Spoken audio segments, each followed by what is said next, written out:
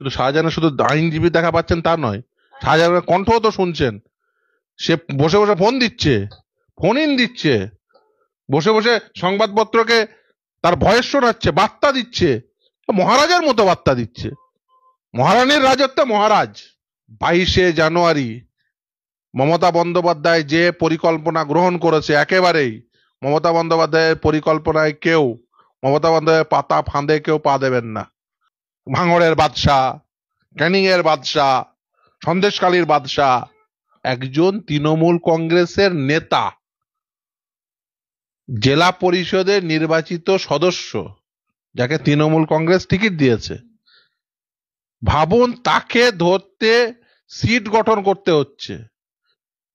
এবং সে এমন সাম্রাজ্য সে কায়েম করে রেখেছে যে তার বাড়িতে তদন্তকারী আধিকারিক গেলে 3000 লোক গিয়ে সেই তদন্তকারী আধিকারিকদের উপর আক্রমণ করে, তারা সরকারি আধিকারিককে কাজে বাধা দেয়। এ কি সম্রাট শাহজাহান নাকি? মানে তৃণমূল কংগ্রেসের ভিত্তি এখন ওই বোম ছোড়া শওকত, জগ ছোড়া আরাবুল আর সাম্রাজ্য চালানোর সম্রাট শাহজাহান। এই হচ্ছে তৃণমূল কংগ্রেসের ভিত্তি। বোঝাই যাচ্ছে তৃণমূল কংগ্রেস নামক এই রাজনৈতিক দলটি আর ওই রাজনৈতিক দল নেই, এটা একেবারে দুষ্কৃতীদের দলে পরিণত হয়েছে। এই দুর্নীতিগ্রস্ত আর দুষ্কৃতীদের নিয়ে তৃণমূল কংগ্রেস তৈরি। আপনি দেখবেন এই দলের সম্পদকে জেলে বসে থাকা পার্থ, জেলে বসে থাকা মানিক, জেল থেকে ফিরে আসা কুণাল, জেল থেকে ফিরে আসা মদন আর ছুটে বেড়ানো শাহজাহান, এরা হচ্ছে দলের সম্পদ। তৃণমূল কংগ্রেসের এরা এক একটা সম্পদ। আর মমতা বন্দ্যোপাধ্যায় এই সম্পদদের নিয়ে উনি বলেন গুন্ডাদের থানা থেকে ছাড়িয়ে এসে আমি তো গুন্ডা কন্ট্রোল করি। এই গুন্ডারা এখন আনকন্ট্রোল হয়ে গেছে, মমতা ব্যানার্জির কন্ট্রোলে আর নেই। আর সামনে মমতা ব্যানার্জি বুঝতে পারছেন ওর জনসমর্থন আর ওর সঙ্গে নেই। মমতা ব্যানার্জি তো অন্য কথা বলেছেন, তিনি বলেছেন যারা আমাদের বিরুদ্ধে কথা বলে তারা আরো বড় গুন্ডা, আরো বড় অভিযুক্ত, আরো বড় খুনি। প্রমাণ করুক যারা ওদের বিরুদ্ধে কথা বলছে। দেখুন সাধারণ মানুষ, রাজ্যের প্রতিটি মানুষই তাদের তো খুনি। রাজ্যের প্রতিটি মানুষ এখন মমতা বন্দ্যোপাধ্যায়ের বিরুদ্ধে কথা বলে। সাধারণ খেটে খাওয়া মানুষ সকলে এখন মমতা বন্দ্যোপাধ্যায়ের বিরুদ্ধে কথা বলে। কারণ মমতা বন্দ্যোপাধ্যায় আর রাজ্যের সাধারণ মানুষের জন্য নয়। মমতা বন্দ্যোপাধ্যায় কাদের জন্য আছে?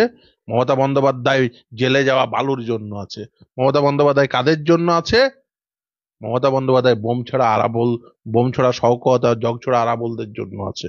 মমতা বন্দ্যোপাধ্যায় সাধারণ মানুষের জন্য নেই। আর মমতা বন্দ্যোপাধ্যায় এটা বুঝেছে বলেই দেখছেন না 22 তারিখ সামনে, ও অন্য প্ল্যানে আছে। আমি সাধারণ জনগণকে আহ্বান করব, 22শে জানুয়ারি মমতা বন্দ্যোপাধ্যায় যে পরিকল্পনা গ্রহণ করেছে, একেবারেই মমতা বন্দ্যোপাধ্যায়ের পরিকল্পনায় কেউ, মমতা বন্দ্যোপাধ্যায়ের পাতা ফাঁদে কেউ পা দেবেন না। সাম্প্রদায়িক সম্প্রীতির রক্ষা করবেন, সাম্প্রদায়িক বিষ ছড়াতে চাইছেন এই মমতা বন্দ্যোপাধ্যায়। একেবারেই সাম্প্রদায়িক বিষ ছড়াতে সাহায্য করবেন না একে কেউ। বাড়ির বাইরে কোনো প্রকার আসার প্রয়োজন নেই। মমতা বন্দ্যোপাধ্যায়ের ডাকে কেউ সাড়া দেবেন না। এবং আপনারা প্রত্যেককে বলছি, আমি আহ্বান করছি, আপনারা সাম্প্রদায়িক সম্প্রীতি বজায় রাখবেন। মমতা বন্দ্যোপাধ্যায়ের পাতা ফাঁদে কেউ পা দেবেন না। মমতা বন্দ্যোপাধ্যায় বুঝেছেন যে ওর সঙ্গে জনসমর্থন নেই, সেই জন্য ও চাইছে যে যাতে সমাজ দ্বিধাবিভক্ত হয়ে যায় এবং ও তার ফায়দা তোলে। একেবারে আমি সংখ্যালঘু সম্প্রদায়ের ভাই বোনেদের বলবো, অ্যাজ ওয়েল এজ সংখ্যাগুরু সম্প্রদায় প্রত্যেককে বলবো, প্রতিটি মানুষকে বলবো, আপনারা সাম্প্রদায়িক সম্প্রীতি বজায় রাখুন। মমতা বন্দ্যোপাধ্যায় হঠাৎ করে ওই দিনেই হাঁটতে বেরোবেন, ও তো হাঁটতে শাহজাহানরাও তো বেরিয়েছিল ওই যেদিন ইডি আধিকারিকরা ওদের বাড়িতে গেছিল, ওই তো তৃণমূল কংগ্রেসের ওই গুন্ডারা হাঁটতে বেরিয়েছিল। ফলে হাঁটতে বেরোনোর ফল কি তো রাজ্যের মানুষ দেখেছে। সকালবেলায় হাঁটতে বেরিয়ে সব ইডি আধিকারিকদের মাথা ফাটিয়ে দিল, এলাকা ছাড়া করে দিল। যদি কিছু হয় এবং যদি সাম্প্রদায়িক সম্প্রীতি বিনষ্ট হয়, যদি কোনো দুর্ঘটনা ঘটে, এর জন্য দায়ী থাকবে মমতা বন্দ্যোপাধ্যায়। এবং আমি রাজ্যের প্রতিটি স্তরের মানুষকে আহ্বান করব, আপনারা কেউ মমতা বন্দ্যোপাধ্যায়ের পাতা ফাঁদে পা দেবেন না। ও চাইছে রাজ্যের মানুষ যাতে দ্বিধাবিভক্ত হয়ে যায় এবং তাতে ওর ভোটের রাজনীতি করতে সুবিধা হবে। মমতা বন্দ্যোপাধ্যায়ের ভোটের রাজনীতির সুবিধা করে দেওয়ার জন্য কেউ বলির পাঁঠা হবেন না। মমতা বন্দ্যোপাধ্যায় আপনাকে ব্যবহার করে বলির পাঁঠা করতে চাইছে, একেবারে বলির পাঁঠা হবেন না। একদম স্পষ্ট কথা, স্পষ্ট ভাবে মমতা বন্দ্যোপাধ্যায়ের পাতা ফাঁদে কেউ পা দেবেন না। সাম্প্রদায়িক সম্প্রীতি বজায় রাখবেন, নিজের নিজের এলাকায় থাকবেন, নিজের নিজের বাড়িতে থাকবেন, নিজের নিজের সাধারণ কাজকর্ম করবেন। আপনি যা প্রাত্যহিক কাজকর্ম করেন সেটাই করবেন। কেউ মমতা বন্দ্যোপাধ্যায়ের পাতা ফাঁদে পা দেবেন না। মমতা বন্দ্যোপাধ্যায় ফাঁদ পেতে, মমতা বন্দ্যোপাধ্যায় তো একসময় বলেছিলেন ভাঙড়ে মুসলমানদের জন্য হাসপাতাল হবে। ওসব ঢপবাজির কথা কতদিন চলে? মমতা বন্দ্যোপাধ্যায় মুসলমানের জন্য হাসপাতাল করেছেন? আর না হাসপাতাল মুসলমানদের জন্য হতে পারে? এসব ঢপবাজি মেরে ও বেসিক্যালি নিজের ভোট ব্যাংককে সুরক্ষিত করতে চাইছেন, আর চিরকাল তাদেরকে ওই বোম ছোড়ার জন্য ব্যবহার করবেন, ওই শকত তৈরি করতে চাইছেন। শকত আরাবলদের মতো সম্পদ বানাবেন, শাহজাহানদের মতো এরকম সম্পদ বানাবেন, গুন্ডামি করাবেন। আজামদের জন্যই তো নির্বাচন লড়াই হচ্ছে, তাদেরকে তো নির্বাচনে যাতে না তারা লড়াই করতে পারে সেই জন্য সব ইডি সিবিআই দিয়ে তুলে নিচ্ছে। আপনি বুঝতে পারছেন না? কেন নির্বাচনে লড়ার জন্য শকত শকত কেন থাকবে? নির্বাচনে লড়ার জন্য তো নওশাদের মতো ছেলেরাও আছে। সংখ্যালঘু সম্প্রদায় থেকে নির্বাচিত হয়ে এমএলএ হয়েছে তো নওশাদের মতো ছেলেরাও, ভদ্র, পড়াশোনা জানা। সংখ্যালঘু সম্প্রদায়ের কি ডাক্তার, ইঞ্জিনিয়ার, আইনজীবী, ভদ্রলোক, সজ্জন লোক কম পড়েছে যে শুধুমাত্র শওকতকে আর ওই আরাবুলকে আর ওই ঢিলছোড়া ববিকে নেতা বানাতে হবে? মমতা বন্দ্যোপাধ্যায়ের আসল উদ্দেশ্যই সেটা। আসল উদ্দেশ্য হচ্ছে তোমাকে বোম ছড়ার জন্য ব্যবহার করব। বাদশাহ বাদশাহ হবে না তা কে হবে? উনি যে মহারানী, ওনার বৃহৎ সাম্রাজ্য, ফলে ওই ছোট ছোট এরকম সাম্রাজ্য তৈরি করেছেন এরকম বাদশারা। ভাঙড়ের বাদশাহ, ক্যানিং এর বাদশাহ, সন্দেশখালীর বাদশাহ। যখন স্বৈরাচারী শাসক শাসন করে এই ধরনেরই অব্যবস্থা তৈরি হয়। তাই রাজ্যের মানুষকে আহ্বান করব, সামনে লোকসভা নির্বাচন, তারপরে বিধানসভা নির্বাচন। লোকসভা নির্বাচনে আপনারা এদের শিক্ষা দিন, তারপরে বিধানসভা নির্বাচনে এদের শিক্ষাটাই সম্পূর্ণ করুন। এই রাজ্যে মমতা বন্দ্যোপাধ্যায় ক্ষমতায় আসার পরে আপনি একটা প্রকল্প দেখাতে পারবেন যে প্রকল্পের উদ্বোধন করছে মমতা বন্দ্যোপাধ্যায়? হাতে একটা কাঁচি নিয়ে তিনি ফিতে কাটছেন, একটা ছবি আপনি এখন গুগল করুন, আমাকে একটা দেখান, একটা দেখান। আমি রাজ্যের প্রতিটি তৃণমূল কংগ্রেস কর্মীকে বলছি যে আপনারা আগামী 24 ঘন্টার মধ্যে মমতা বন্দ্যোপাধ্যায় এরকম একটা ছবি দেখাতে পারে, কমেন্ট বক্সেই পাঠাবেন যে মমতা বন্দ্যোপাধ্যায় একটা প্রকল্পের উদ্বোধন করছে 2011 সালে ক্ষমতায় আসার পর থেকে আজকে 2024 সালে। আরে কল কারখানা, একটা চাল কল উদ্বোধন করে আসেনি, ওর আমলে একটা চাল কল হয়নি মমতা বন্দ্যোপাধ্যায়ের আমলে। ওর চাল কল হতে গেলে তো ও প্রথমে একটা ইট যেই ফেলবে ওর তো 4টে ভাই এসে দাঁড়িয়ে পড়বে, তৃণমূল কংগ্রেস 4টে নেতা হাত পেতে টাকা দাও। তো তোলাবাজের দল।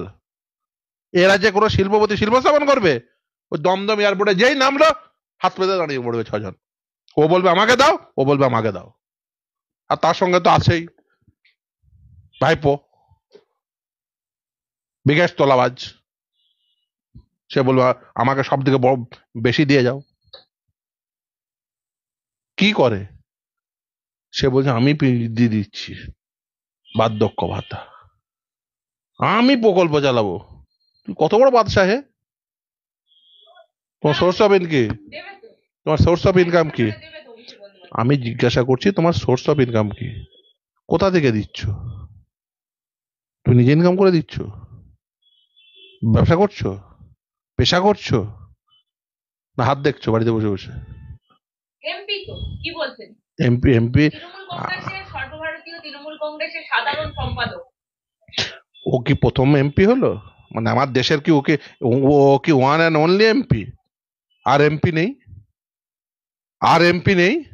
তারা ক টাকা বেতন পায় কেউ জানে না? আমার চেম্বারের বাইরে প্রতিদিন বসে থাকবেন, ও 2-4টে করে প্রাক্তন এমপি পেয়ে যাবেন। প্রতিদিন বসে থাকবেন, আপনি তো দেখেন প্রতিদিন 2-4টে করে প্রাক্তন এমপি পেয়ে যাবেন।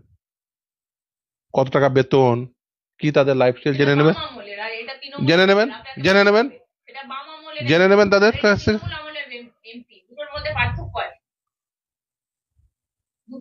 দুটো আমলের মধ্যে পার্থক্য মানে আছে। তৃণমূলের এই এমপি কি মানে 50 গুণ বেতন পায় না 500 গুণ পায়? মানে তৃণমূল কংগ্রেস বলে স্পেশাল ফেসিলিটি তাদের।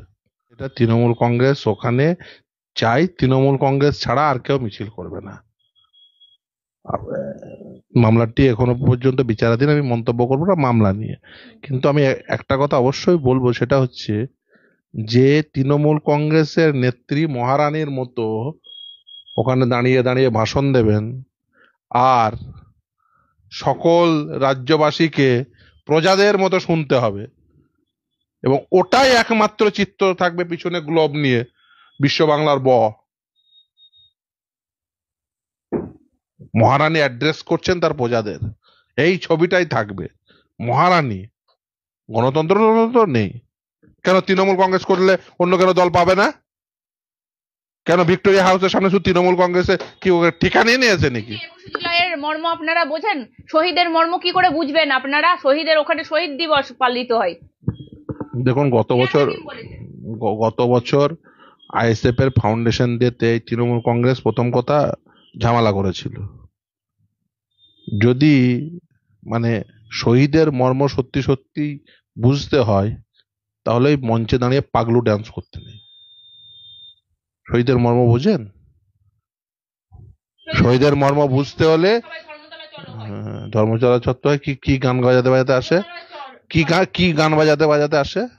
এখনই তৃণমূল কংগ্রেসের যে কাউকে ধরুন দিয়ে জিজ্ঞাসা করবেন যে তোমাদের এই যে শহীদ দিবস পালন করা হয় কিসের জন্য, আচ্ছা বলো তো, তাদের মধ্যে 5 জনের নাম বলো, কজন মারা গেছে সেটা বলো, বলতে পারবে না কেউ।